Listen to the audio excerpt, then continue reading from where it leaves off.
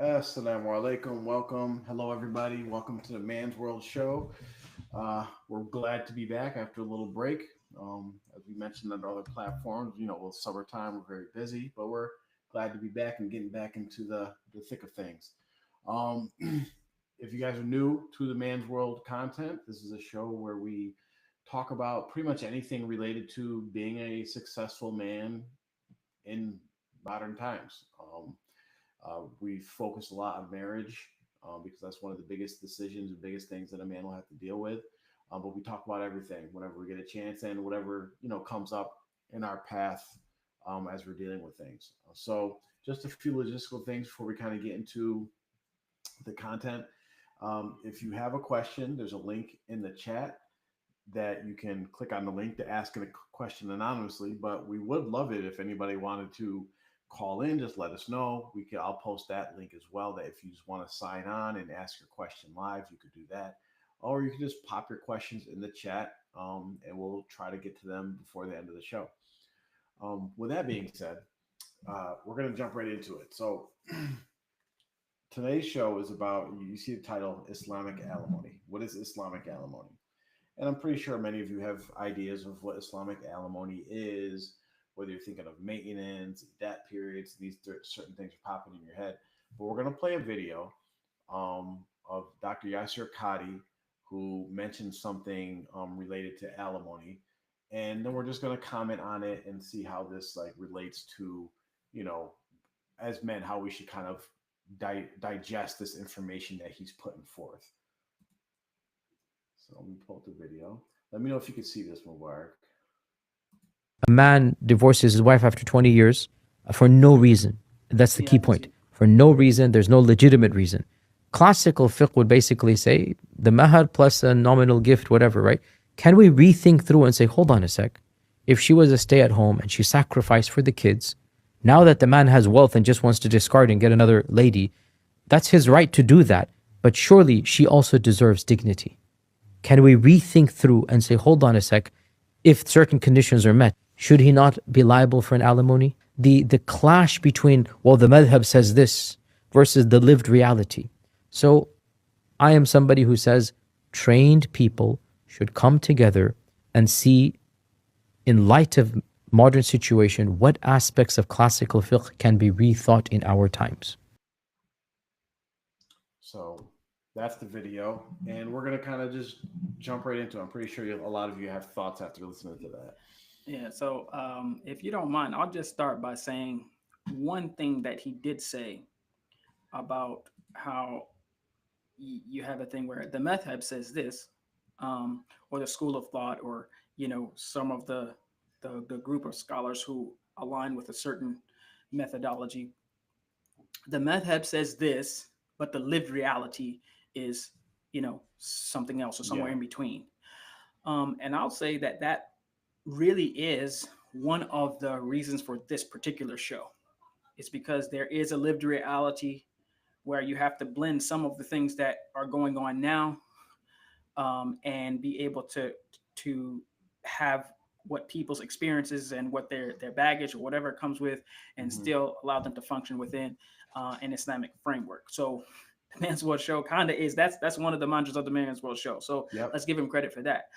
Um, However, there are a few things that I would say that to me were a little troubling about what he said and some of the agenda that's pushed. So Mm-hmm. we'll just jump into it. So, Dr. Griffin, I'll kind of ask you some of these questions, and get your insight on it, and then maybe comment after that. But Okay. so he says in the beginning of the clip about the man, if he divorces his wife for no reason. Mm-hmm. And I find that I don't want to say this is intentional, but I find it a little misleading, because no one ever gets a divorce for no reason. Exactly. There's always a reason. Yeah. Yeah. Now, it may not be a good reason, or it may be a reason that's not very smart, but there is a reason. So, Yes. but I will ask you, am I wrong in that? Is there, could there be no reason for a person to The, get divorced? I mean, is that a realistic thing, and for a that's person in his position to say? and that's the thing, and I don't want to get into a thing where we're kind of like nitpicking every word he says and how he Mhm. says it, but exactly what you pointed out is how he framed it, and we're talking about lived reality. Mhm. Well, the lived reality is what you just said, is that nobody gets divorced for no reason. Now, he did qualify it by saying, no reason or no legitimate reason, but the thing that's going to stick with people's heads is getting divorced for no reason, right? So people do get divorced for, not legit reasons. If, it could be legit to them personally, but that's subjective. But, you know, the good thing is that we have Islam, right? We have very clearly, and you want to go to the madhabs and or the fake, like Islam tells us what are legitimate reasons for divorce, for, men and reason. So like if you're asking like, does a man need a legit reason to get a divorce? Well, this answer is the same for men and women. Do you need one? No. Should you have one? A legit reason to get a divorce? Yes, you should. You very much should have a good reason to get a divorce. And like you said, the fact that the odds of someone saying, "Oh yeah, I'm just bored and I just don't want to like hey, let's try a divorce out for today." That's not reality. Yeah, and so I would say, barring those people who may have they got married for some nefarious purpose or just for something specific, like they just wanted, the money, right? They needed to be married for a certain amount of years so that some of those laws can kick in to where then they could get some half the wealth or alimony or Right. something like that. Besides those people trying to get citizenship or something like that, when you look at people who, and he mentioned that 20 years, and that usually is a significant amount of time, and that's Right. why this clip is important, because it's so long, right? It's not like a quick marriage. These people have been living together, presumably at least reasonably happy, or Mm-hmm. satisfied to some degree, for it to last 20 years, and Yep.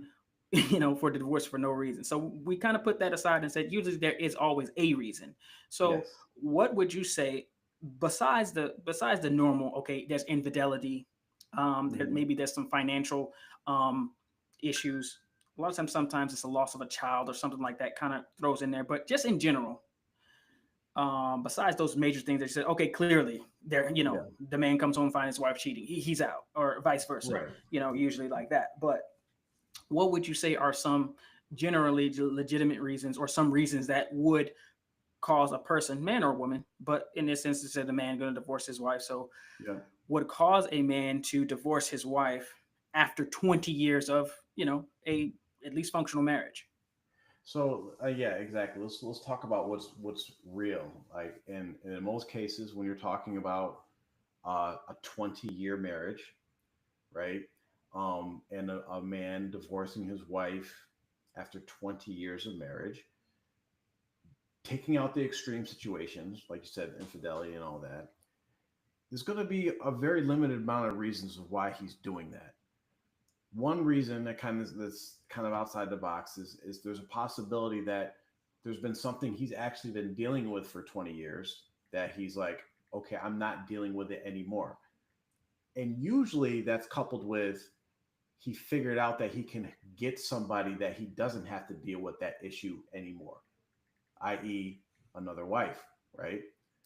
And it all kind of falls into the space of the man after 20 years either develops a need or a want for something that he is not getting from his current wife that he's had for 20 years, or maybe something's changed in his wife that she used to provide something that he needed or wanted that she either can't anymore or does not anymore. So it all falls into that. Like if a man is okay, there's something going on. Okay, I need or want something, right?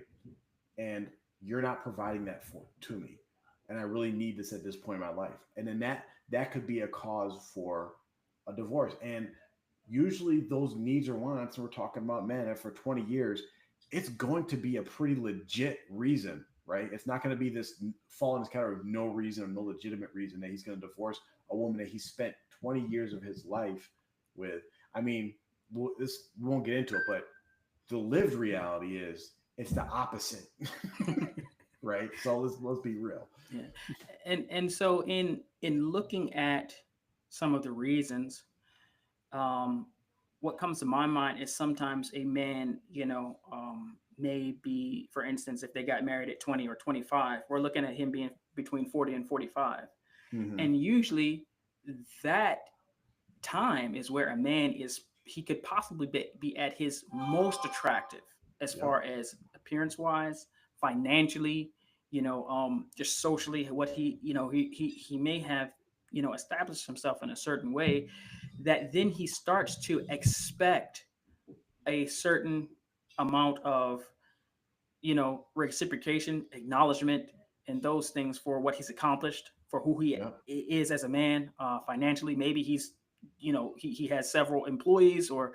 people under his command, his leadership, Mm-hmm. and so how much do you think that factors into the no reason? Because presumably it seemed from the clip like the woman is innocent. She's just doing her job. She's just Yeah. going about her wonderful married life, wife type situation. And the man just says, you know what, I can do something better, or I don't want you anymore, and throws it to the side. So, how much do you think maybe that factors into where That, he was yeah. at, at 20 to 25 is much different than the man he is at 40 to 45. And that's the thing, we've mentioned this previously on the show, is that when you're getting into marriage, really at no matter what age, unless like you're at the sunset of your life age, is that when you're getting married, you have to really prepare yourself for the changes that you're going to go through as an individual and the changes that your partner is going to go through. And a lot of people don't account for that. So like, and you could put this in any stage. And I was thinking of just like that. Okay, 20 years. What like if a man got married at 40 and he's been married for 20 years, the odds of him being at 60 something years old, divorces 60 something year old wife for no reason, I mean, that's not real, right? The most probable cause is what you said. They got married young, and there's 20 years, the guy's 40, 50 years old, right? And that's where the divorce comes. And like I said, it kind of falls in that category I mentioned about, he's been putting up with something that he realizes or doesn't have to put up with anymore. And if you look at that situation you just mentioned, like, okay, now he's in the prime of his life, right? Like you said, looking the best physical shape, mental shape, financially, and all that. And he's like, wait a minute, I got married at 20, and I got married to someone. It's just hypothetical. I got married at 20 to someone that she doesn't obey me, she disrespects me. I love her because we've been married for 20 years, but I just can't deal with this no more. And I realize now that actually I don't have to deal with this anymore. Okay, so I'm not going to anymore. And that's when it happens. So that plays a lot into it, is that a man gets in a position where his actual, like we talk about, your market value goes up. You actually can, like, for instance, if you've been driving the hoopty for 10 years, right? It still drives, but every now and then it breaks down. It might get you to work, it might not, right? It's but you actually can afford a brand new car. At some point, the next time that hoopty breaks down, you're gonna be like, you know what, that's it. I ain't dealing with it no more. I'm gonna leave you there. I'm gonna take the plates off, and I'm out of here.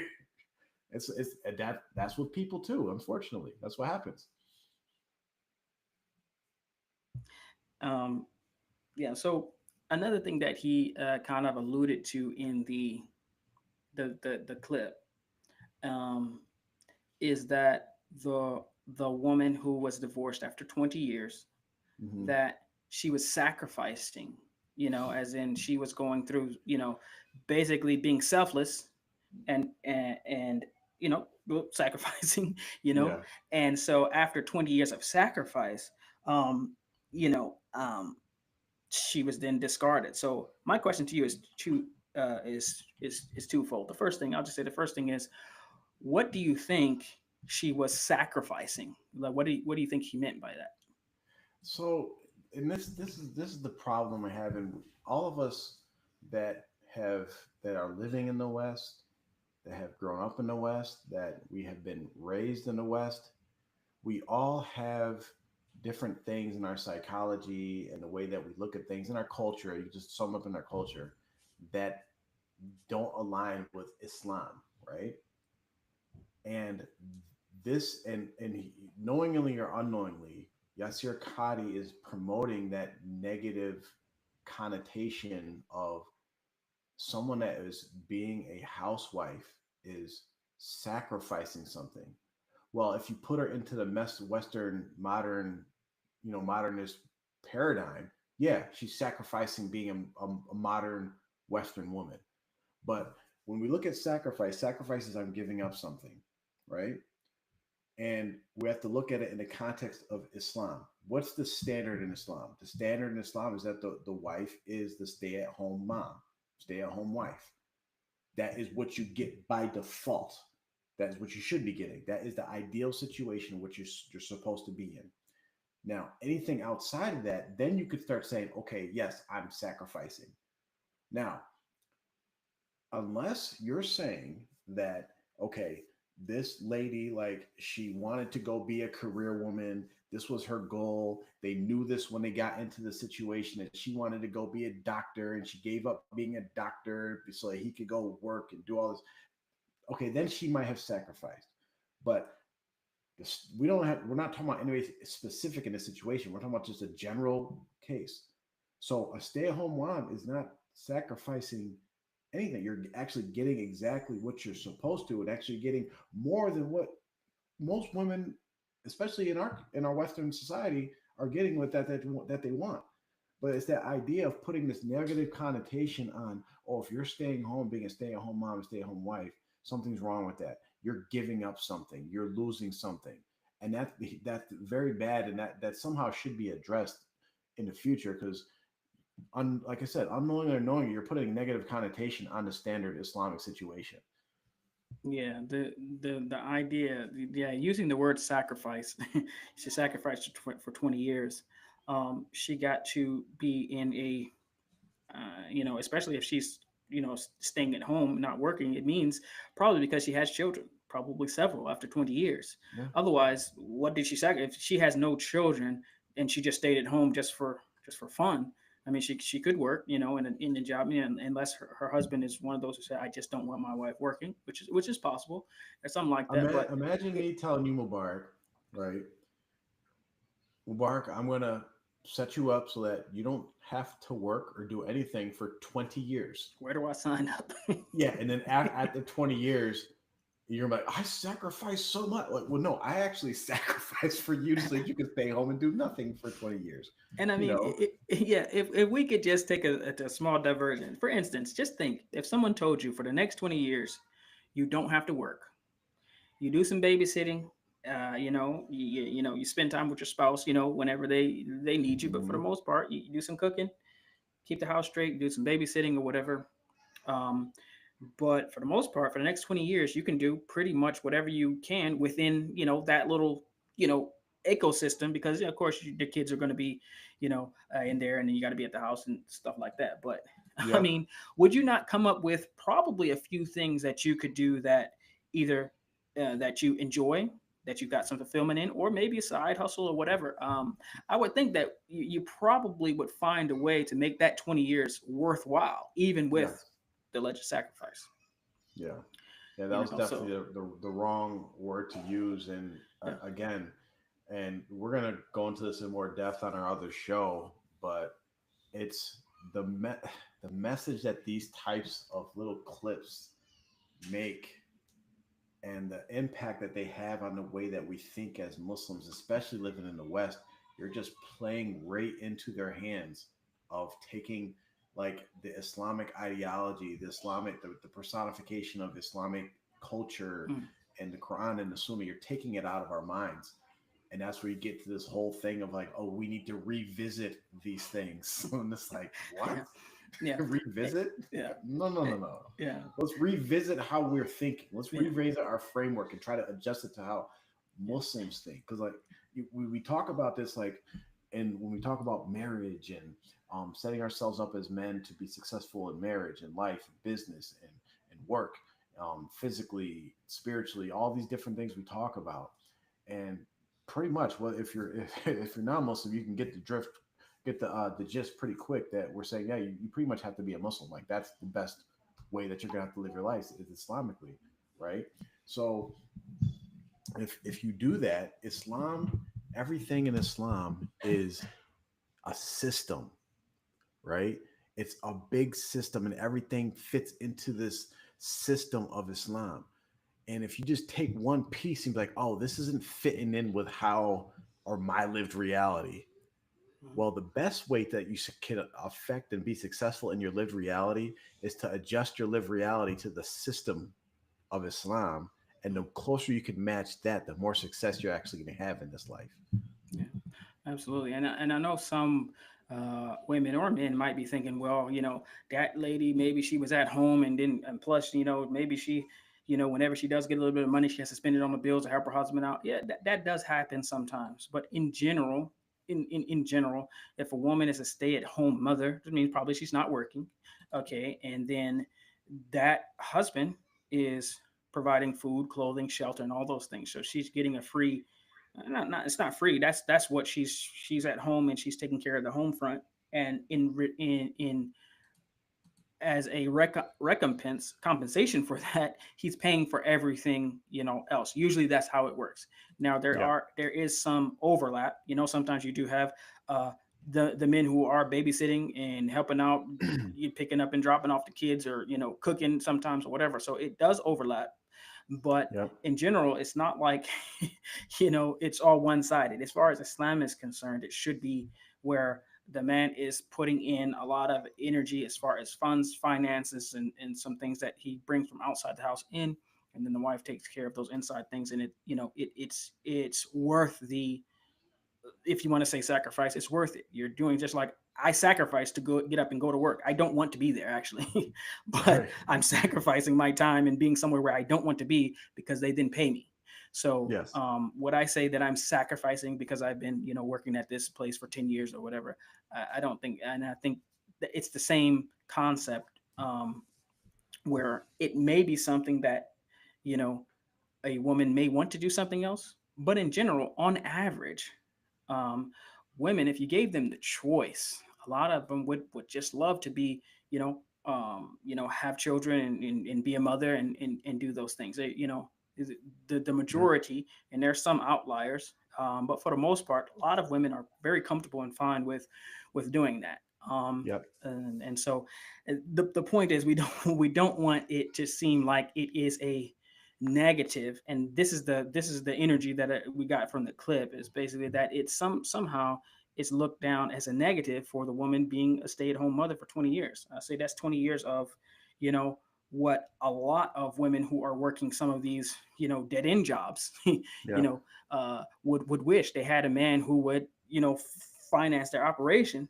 And for 20 years, I mean, they can't. You think somebody, who wants to work at Burger King or one of these fast food places for 20 years, standing on their feet and doing this, when they could have a man just take care of everything? Yeah, they wish they could. Now, Exactly. maybe you might say they have some issues which led them to that life. But I'm saying if they could have a man take care of everything, I'm sure they would take it. Yep. But and I would say this real quick is that, Hmm. looking at the fact that the divorce occurred after 20 years.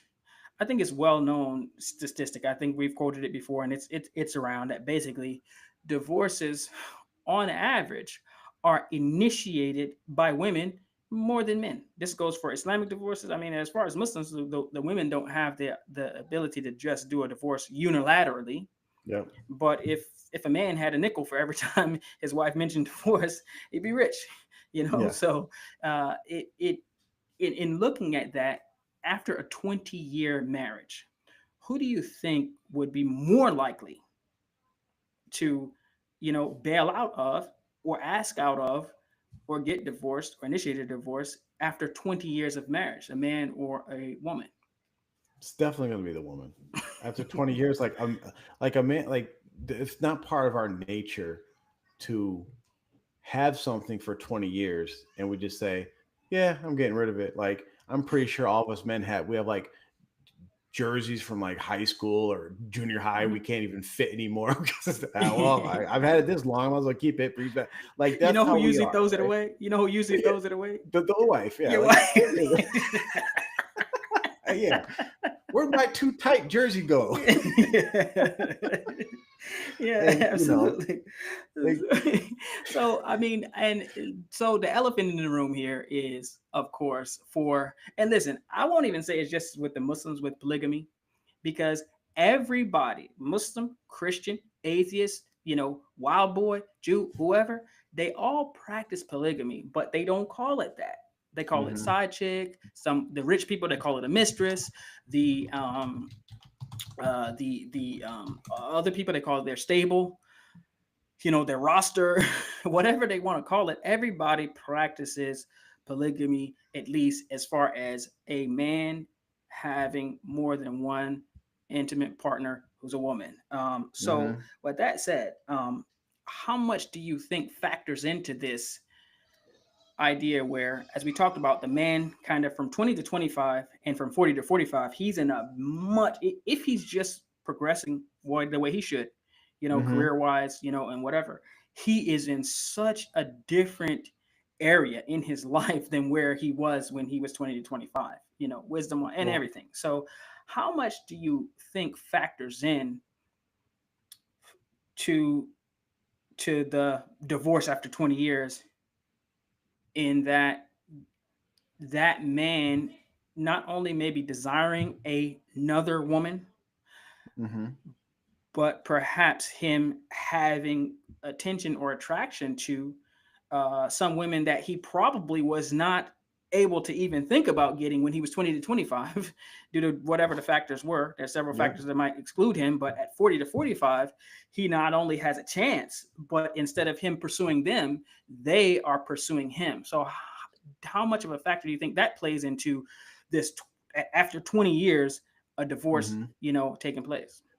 Well, let's break this down, because me and you and anybody who's listening to this are smart enough to, if we just think about this critically of the scenario he set up, we can actually get a lot more information just based off of like probabilities, right? So let's look at the first thing. We have a man that was married to a woman for 20 years. So we're talking about a good man. Right? To be able to maintain a marriage for 20 years. He's obviously he's got to be a good man, because if he's a bad man, she would have sought divorce very early on. It wouldn't lasted, right? So he's a good man, one. Two, and he was at the financial status that his wife did not have to work for 20 years. So if we're talking about him start getting married at 20 or 30, he already started off right. And just how income works, and how Allah blesses us when we have children and take care, his income increased by the time he was 40 or 50. So he's doing really, really well at this point. So we got a wealthy, good man that is loyal, not cheating, because he's been in this marriage for 20 years, right?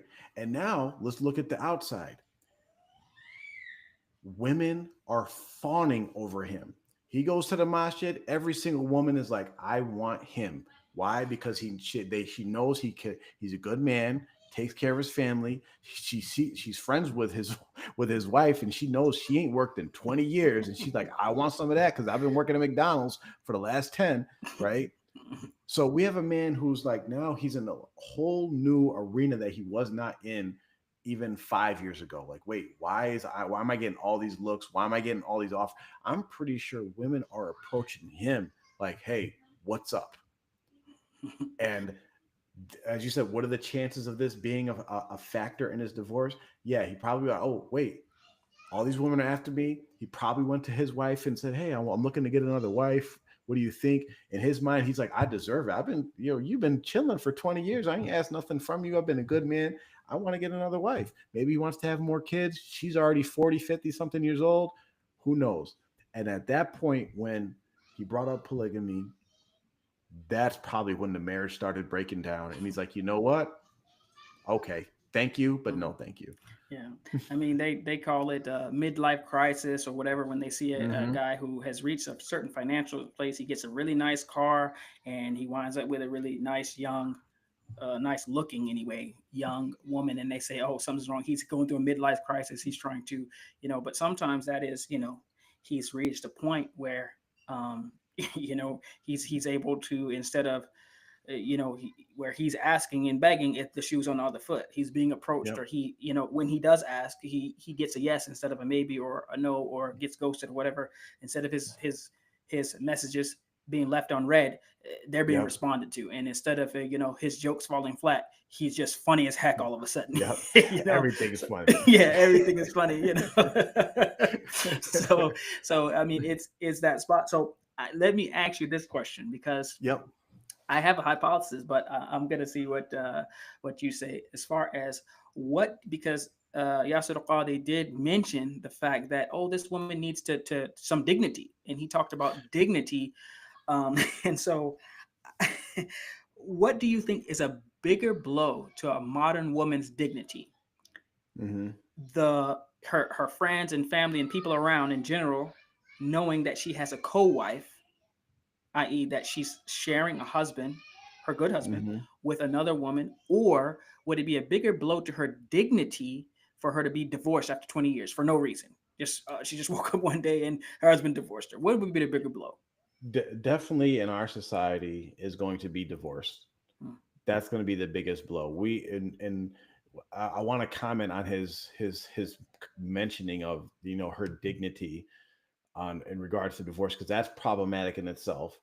But because of our culture, and every culture that we pretty much every culture I know of nowadays in modern times, due to whatever reasons you want to say, there's a negative stigma on divorce, right? There's a bad stigma with it.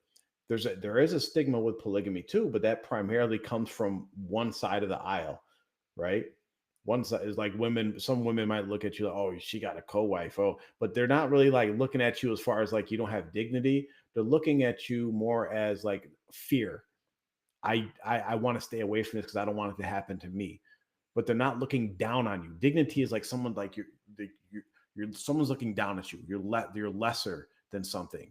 When you have a co-wife, they're not going to be like, oh, something's wrong with her. But and you really, as a woman, you really shouldn't care that much what other women think of you, because that really doesn't affect your life.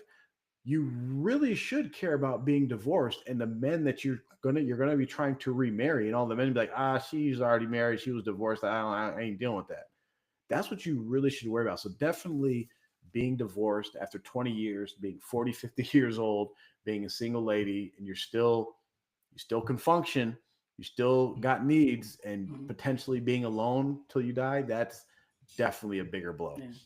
And if you see sometimes where you probably would find a woman who, for instance, if a woman, her just regular, Western friends or whatever, Muslim and Hmm. non-Muslim, whoever, Yep.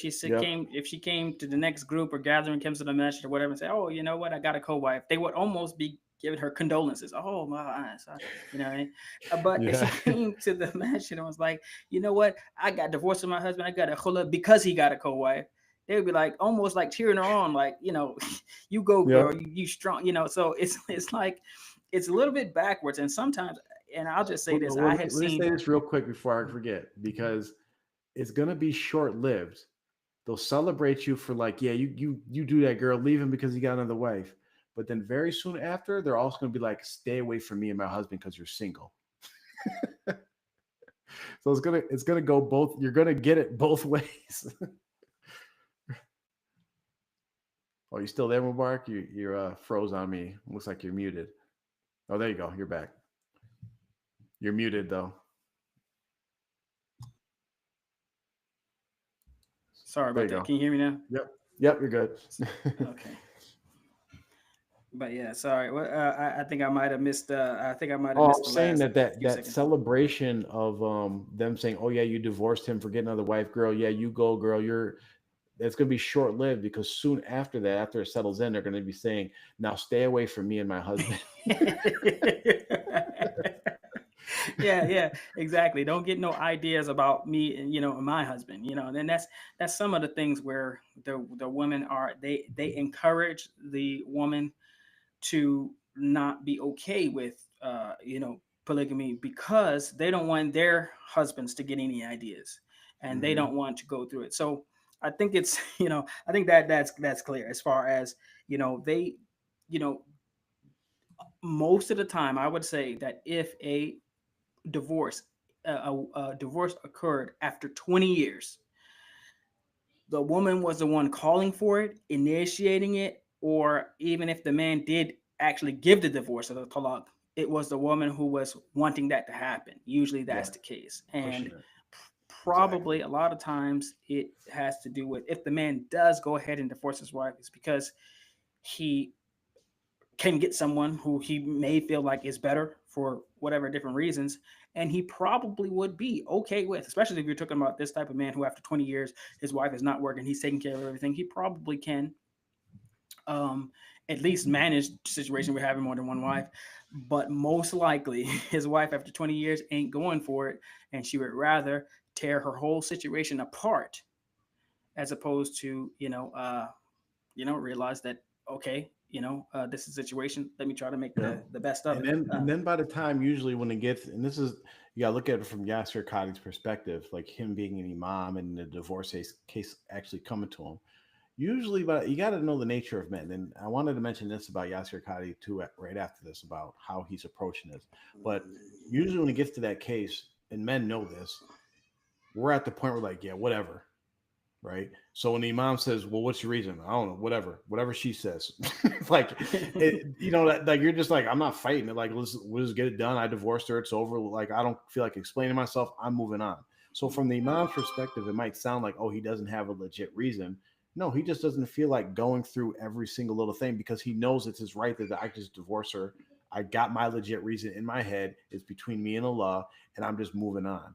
You know. Mhm. And I wanted to mention like it when you there's a way that Yasser Qadi could have presented this, and they call this what he did here, which I'm assuming he did is there's something called knight in shining armor syndrome, right? And us men, we naturally have it, right? We want to protect the people that are weak, and it's typically women, right? In marriage situations, women usually have less power because they don't have the right to divorce, and you want to protect the women that are, seemingly being taken advantage of. And as being in leadership positions, you really have to watch this because it's so easy for leaders, imams, whatever, to be sucked into these like I don't want to diminish it, but these sob stories, right? Because a woman will come and they'll show that, oh, he's doing this, he did that, he's divorcing me for no reason, and you'll get sucked in like, oh, she's being treated so bad. And the way he presented this was really, if you put like a robot voice behind it, I would assume it was a woman saying this, right? He just gives the woman's perspective. I sacrificed all this for so many years, and he just divorced me for no reason after 20 years of sacrificing and being a stay-at-home mom. That's just a woman's going to say those exact words in that situation, right? However, he could have presented the same type of meaning and saying, like, instead of presenting it from the woman's perspective, either presenting it from a man's perspective, or I would suggest a neutral perspective, by basically saying, maybe we should look at this.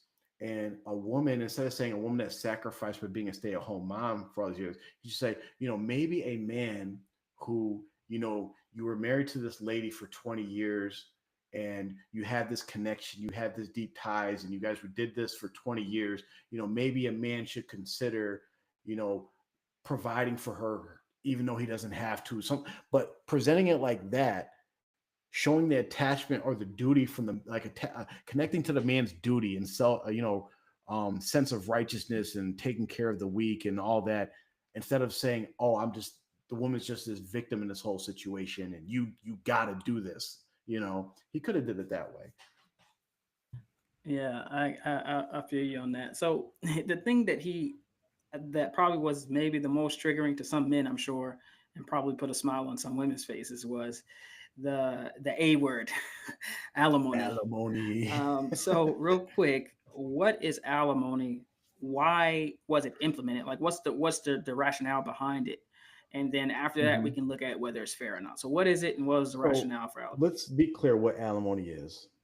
Alimony is what a man has to pay mandatory, right, for a certain amount of years, basically, of shared assets, or basically a certain amount of money that a man has to pay to take care of his wife because she is owed this through the marriage, right, through marital assets.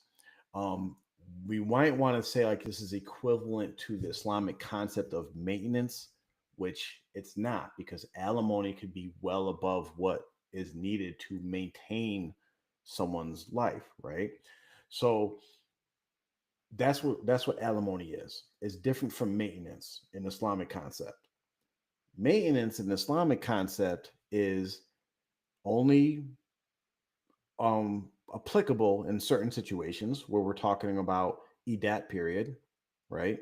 Where there's a revocable divorce, meaning you could take it back. The first two talaks, if there's two talaks during that period between you pronounce a talak and the edat period where that expires, where you have a chance to take her back or not, you have to maintain your wife during that time. So she doesn't leave the home.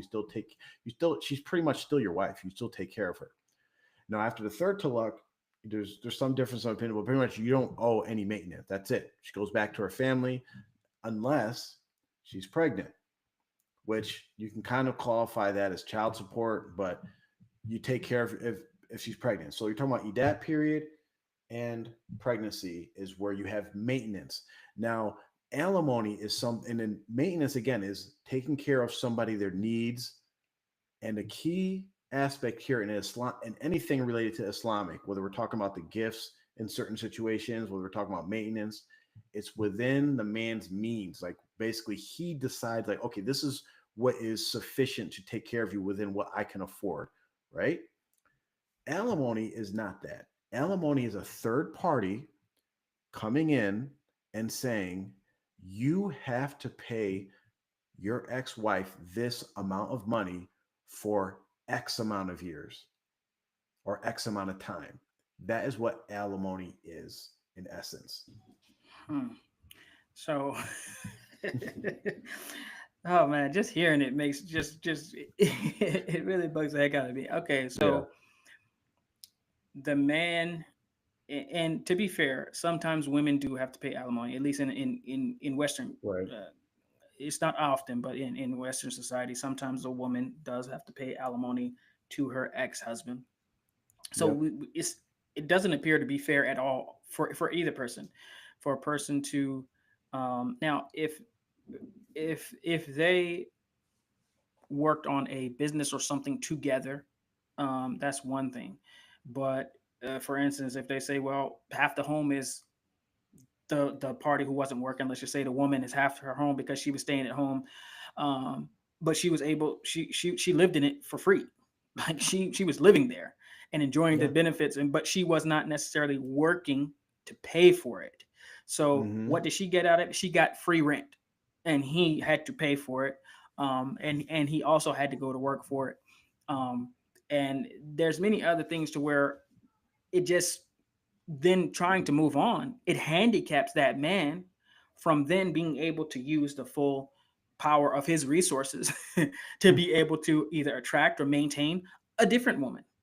And Yep. so it's it seems pretty sinister and set up to where, you know what, if you want to move on, you're still gonna, it's almost like if you thought of a bitter, vindictive ex and thought, and you let her think up what she could do to harm the man, she would come up with Yeah. alimony. I mean, that's what she would do. And Yeah. so it seems like that's where it comes from. So, Well, like so we've like said before, going into you like want the to intent avoid of it and the alimony history of at all it. costs. One of those things is Mhm. to don't get legally married, especially. Yeah. And then going into like the history of it and essentially how it came about is, um, in the West, women used to be considered property, unlike in Islam, right? So anything the woman owned, the man owned. And when they got divorced, she lost it. Even like if she inherited something from her father, like, nope, the husband owns it now. Sorry, you don't got anything. So basically, they made up these laws that where the idea is to support a wife until she can pretty much get back on her feet and take care of herself. Right. That was like the general intent of what alimony was. Yeah. Which you could see like, okay, there's some good intent in there. And and now I'm just thinking about this, and maybe we have to kind of, reevaluate Yasir Qadi's comment on dignity, because you could say that he was mentioning dignity as an effect of like she's not out in the streets begging for money, trying to take care of herself. Maybe he's referring to that, right? But again, I go back to the whole thing of Islam is a system, right? Islam is a system. If we go back to our previous videos, we talk about how you should get married, what you need in place before you get married, men and women. When we talk about the importance of a wali and having good social net, all these different things we talk about, it all fits within that system. And if you throw in one Western concept in there, like, oh, let's fit that in there, it's going to disrupt the whole system. Because what's the point of having your father be involved in your marriage, right? If I get divorced, I got a, golden parachute because I could just get alimony from him. I don't have to go back and talk to my father take care of me and all these different things. So it messes up everything. And also just to add to that is the thing where for instance, if we just say that the husband divorced his wife after 20 years for no reason, she just woke up one day and she got a message that says, I divorced you. And so she's like, oh, what do I do? So it's not like she's going to be out on the street, by brunch time. No, she has 3 months to, she's saying no reason. She's got 3 months actually from that day to try to convince him to take it back. That's one thing that could be done. She's got 3 months to plan, to arrange some things for herself. So she has some time, number one, to get him back or to arrange some other things for herself.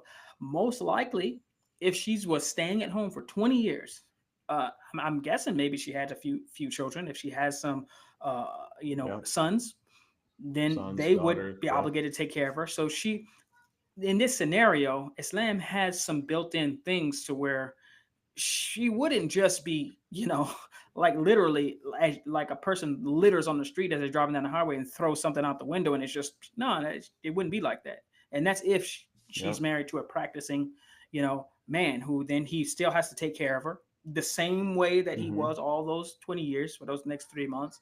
And so there's some things there. Also, if he's a practicing man, most likely, if he's going to adhere to Islam that way, probably she could reason with him as far as keeping her on board if that's what she wanted to do. Now, if that's not what she wanted to do, then hey, she probably was doing several things to make it easier for him to let her go anyway. So that's probably most likely the case. But so just real quick, so the thing where a lot of people will sometimes they do look at it, and sometimes a woman may think, I don't really hear this from men much, but some women think, well, I was married for 10 years, I was married for 32 years, I was married for X amount of years. Usually I think when people cross a certain, like maybe 25 years or 30 years for sure, they just be together. I haven't it's very rare for people to be, usually it's between 10 and 20 years of marriage. Usually it's before that, but some of those long, like if the last is 10, usually maybe 15, but I don't see it much longer it lasts. Is usually it just keeps on going. But so if a person was married for 20 years and they did get divorced, man or woman, let's just say man or woman, but we could start with the women. Does that equal failure? Do you think if a person, they did, they were doing everything that they thought they could do, they were a good stay-at-home mother or whatever, and want to get divorced, I mean, would you say that person is a failure, or what advice would you give to a person in that situation?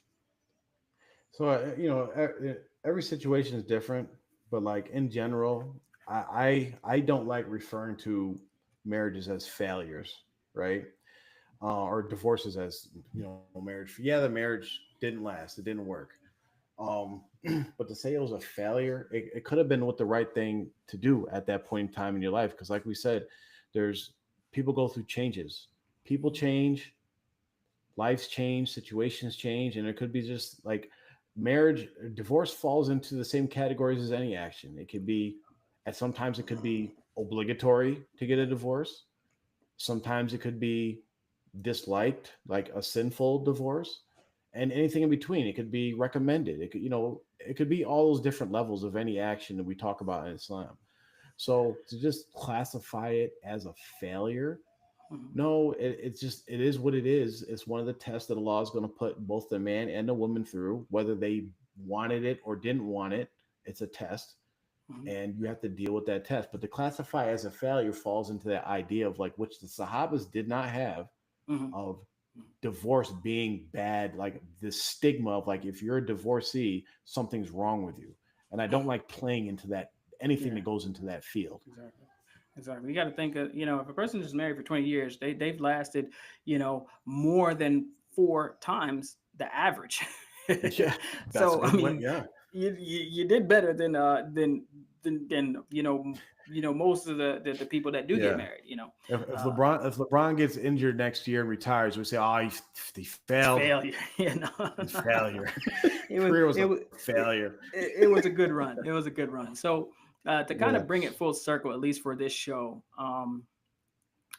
is so if we look at kind of the genesis of this clip, and basically what it's kind of saying is how women may get discarded, and if they're divorced after 20 years, if they were stay at home wife, mother, or whatever.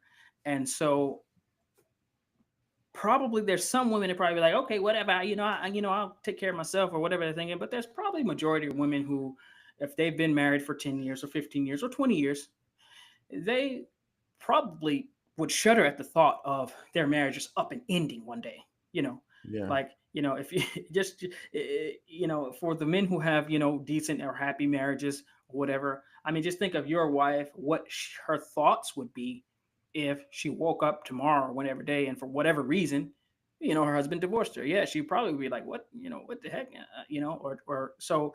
My question is for the women who they want to be married, because some loudmouth women might just be saying, well, say some ridiculous stuff, but women want to be married. They would like to be happily married. They would like to stay married. And it is a reality, what we said about in the beginning of the show, in that as men get older, from 30 on, they start to accelerate in their attractiveness to other women. Older, younger, the range just gets very, very wide. I'm telling you, it happens to where that man, if he's got himself together, he can be just as attractive to a 20-year-old or a 50-year-old.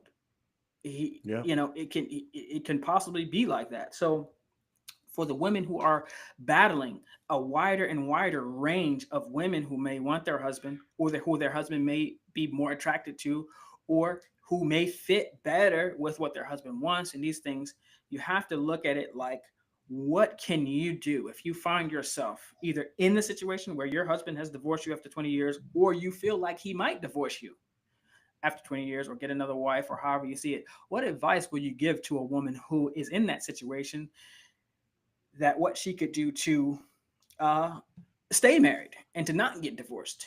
I know that's a very general question, but Yeah. what advice could you at least give to it? Give them some starting points on that.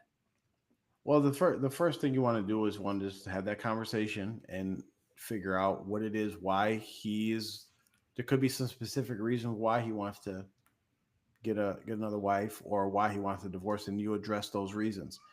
Like we said, it's usually something, like Mubarak had pointed out, is something that he needs or wants. Don't go down the road of, you don't you don't challenge the boss when he's in his prime, right? So if Mm. you're talking about the situation like when Mark mentioned, the guy's in his prime, physically, financially, and all that, you're gonna have a losing battle if you go like, you absolutely not getting another wife, right? That you're gonna lose that battle. You're gonna lose bad, right? Don't go down that road. Go down the road like, well, I don't want a divorce. What is it that I can do to make this successful for you? And we talked about this before, right? You're going to have a Mhm. lot of success of being a wife is you could find a way to support the mission, the goals that your husband is on.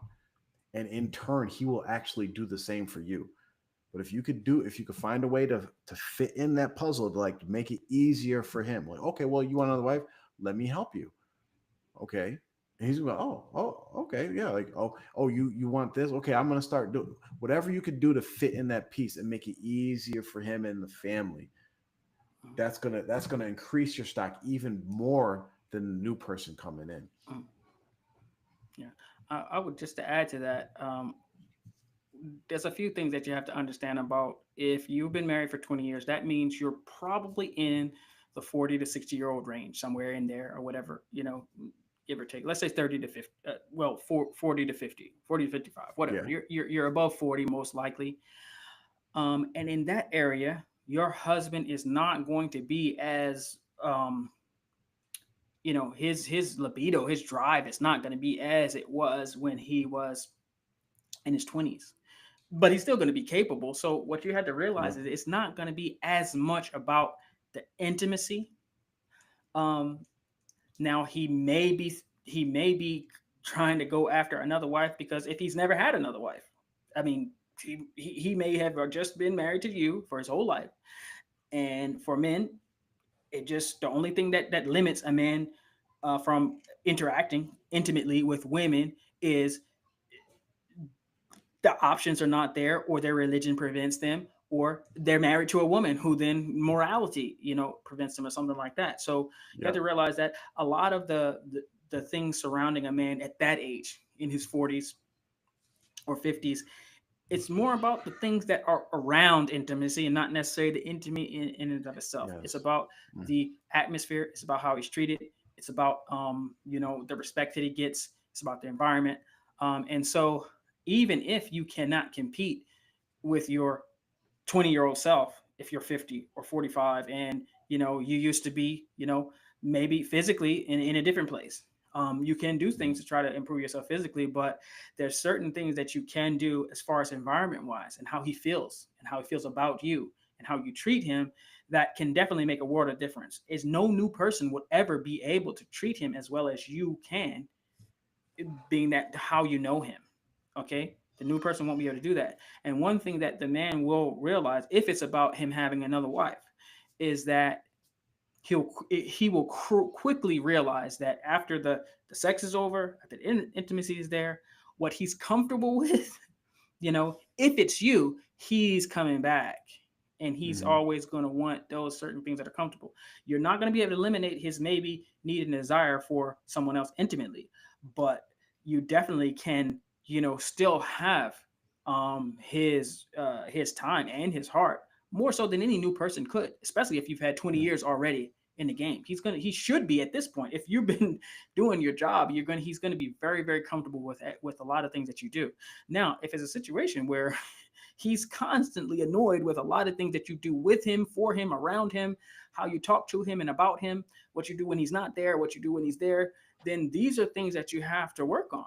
Hmm. And I won't even say that it's not too late. It's never too late, especially if you're still married. It's not too late, but you can't be naive and think that, number one, he's not going to have those desires. Number one, that you can stop them and prevent them. And you can't be naive into the fact that you're going against such a range of options that he may have. But the advantage that you have is that he's really, what he's probably going to more attracted to is the lifestyle and the comfort and the environment and the way he's treated. And you definitely have the advantage over any and everyone else when that comes to play. Yep. Now, is a woman able to humble herself enough and be feminine enough and be submissive enough to take advantage of that? Allah knows best. But that's the advantage that you have. That no one's really going to be able to catch up to you in that avenue, in that area. It's just a matter of whether you can take advantage of it or not.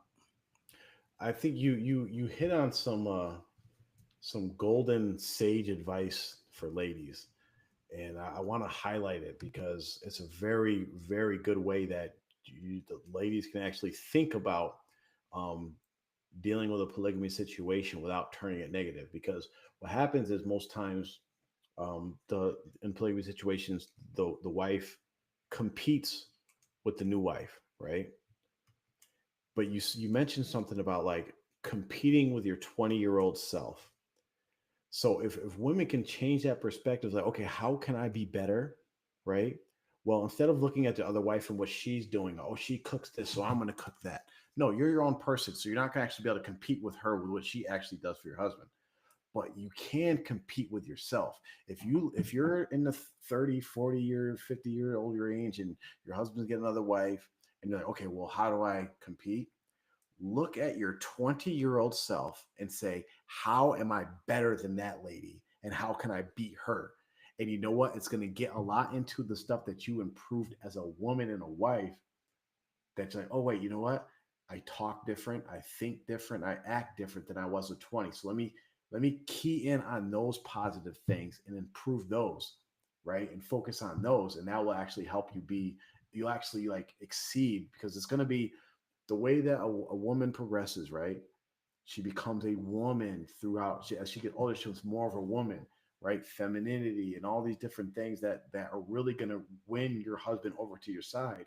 And if you're looking at your 20-year-old self and like, I'm not as good as I was at 20, or I'm exactly the same, that well, that's a whole nother problem. If you're the same at 40, that acting the same that you were at 20, that's another issue that you got to deal with. So. Yeah, and I'll just say this before we wrap up: is that in theory, it seems we're not trying to make it seem like it's easy for any woman to have to go through that, especially after 20 years. Maybe your husband getting another wife, or maybe you've been able to fight him off and battle off the women for 10, 15 years, but now it's just you're out of ammo. We're not saying that it's easy, and we're not saying that you're not going to want to have your husband to yourself. But if anybody is struggling with the concept, or their husband has another wife and they're struggling, or they're thinking about getting another wife and they're struggling, any of these things, you can email us. Um, and time permitting, we will try to help as best as we can, because we definitely have experience with this type of thing. And really, what this show is about is trying to provide some benefit, where we can. And Allah has allowed us to have some good experiences and to live through some bad experiences and to be able to know the difference between the two. And so we feel like that we can help people if they need to. And some things that are actually really simple, as far as what to do. Now, doing it may be hard, but as far as what to do, it's pretty simple. And we can probably help with that if Allah allows. So anybody who has some issues with some of the stuff that we refer to, you can email us, and as best you can, we'll try to help you out. Yep. All right. So with that, we'll be back, inshallah, in 2 weeks on another topic. We might continue on a subtopic on this, but we'll let you know when it comes up. Again, email us at email amansworld@gmail.com. You can click the link in the chat and in the video description when it's posted to ask any questions anonymously, or you can just type them in the comments. We want to interact with you. We want to get your opinions as well, your points of view. And if there's anybody interested in coming on the show as a guest to speak about any specific topic related to men, marriage, parenting, anything like that, email us, or if you have our text message or WhatsApp message for numbers, you can message us there, and we'll arrange something. We're all for interaction. We're all for an engagement. We want to have these conversations. So, assalamu alaikum wa rahmatullahi wa barakatuh.